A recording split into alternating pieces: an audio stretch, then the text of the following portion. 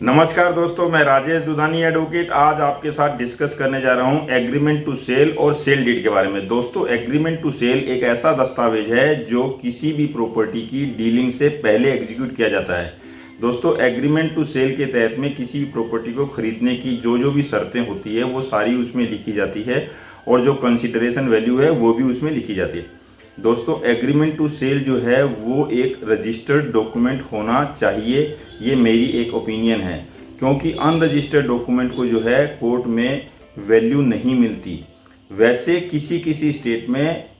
Agreement to cell जो है वो रजिस्टर्ड होना मस्ट है, यानी कि वहाँ पे अगर आपने अनरजिस्टर्ड एग्रीमेंट टू सेल कर लिया तो उसकी कोई वैल्यू नहीं है। और इसका एक बहुत ही रीसेंट जो है जजमेंट आया है ऑनरेबल सुप्रीम कोर्ट का 2022 का। दोस्तों, इस केस में उत्तर प्रदेश में केला देवी नाम की महिला ने एक एग्रीमेंट टू सेल एग्जीक्यूट किया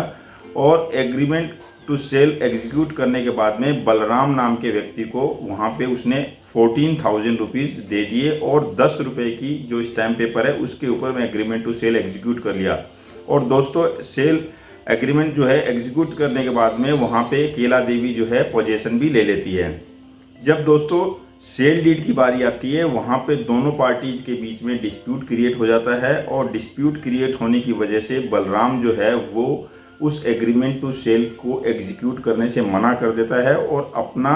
प्रॉपर्टी को वापस लेने के लिए जो है हक दायर कर देता है, यानी कि कोर्ट में एक सूट फाइल कर देता है, सूट फॉर पोजीशन का। इसी दौरान दोस्तों केला देवी भी जो है वो सूट फॉर इंजंक्शन जो है कोर्ट में डाल देती है। दोस्तों, ये दोनों केस जब कोर्ट में जाते हैं तो जो ट्रायल कोर्ट है वो ये हेल्ड करती है कि जो केला देवी है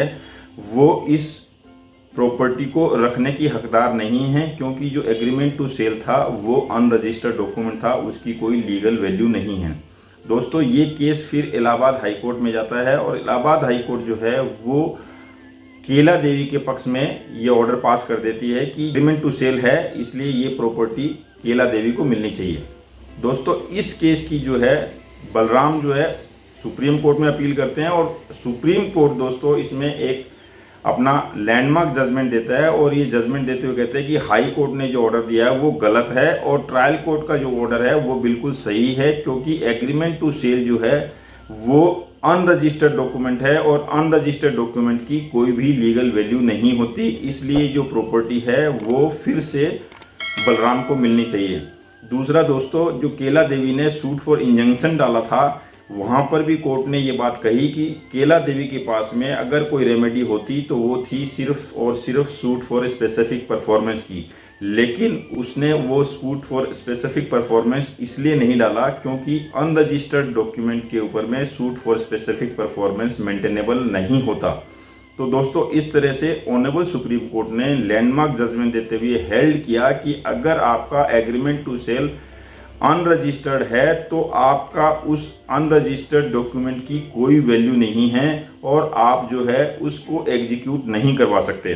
इसमें दोस्तों मैं एक बात आपको स्पष्ट करना चाहूँगा कि कुछ लॉज जो होते हैं स्टेट के होते हैं। यूपी गवर्नमेंट में जो है वो ये लॉ है कि एग्रीमेंट टू सेल को रजिस्टर्ड होना ज़रूरी है। किसी स्टेट में एग्रीमेंट टू सेल रजिस्टर्ड होना ज़रूरी नहीं है, तो वहाँ पर दोस्तों ये जजमेंट जो है लागू नहीं हो सकता। लेकिन अगर वहाँ पे ये चीज़ है कि आपको रजिस्टर कराना होगा तो ये जजमेंट वहाँ पर भी लागू होगा।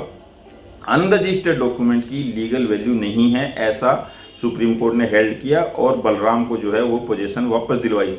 अब इसमें दोस्तों मेरा एक छोटा सा सुझाव ये है कि किसी भी स्टेट में चाहे आप रह रहे हों, आपको एग्रीमेंट टू सेल को एग्जीक्यूट करते समय उसको रजिस्टर्ड करवा लेना चाहिए। आपको उसमें ड्यूटी के ऊपर में ज़्यादा ध्यान ना देते हुए उस डॉक्यूमेंट को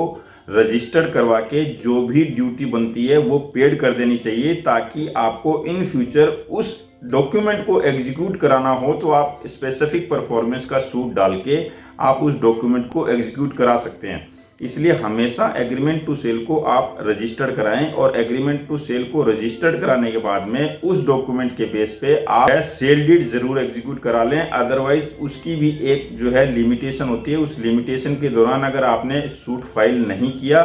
तो आपका वो सूट भी मेंटेनेबल नहीं होगा। तो इसलिए एग्रीमेंट टू सेल के बाद में आप सेल डीड जरूर एग्जीक्यूट करा लें, ताकि आपकी प्रॉपर्टी आपके कब्जे में और लीगल ढंग से आपके पास में आ जाए। तो ये दो छोटा सा वीडियो दोस्तों एग्रीमेंट टू सेल और सेल डीड के ऊपर में अगर आपको अच्छा लगा हो तो इसको लाइक, शेयर और सब्सक्राइब करना बिल्कुल ना भूलें। नमस्कार, धन्यवाद।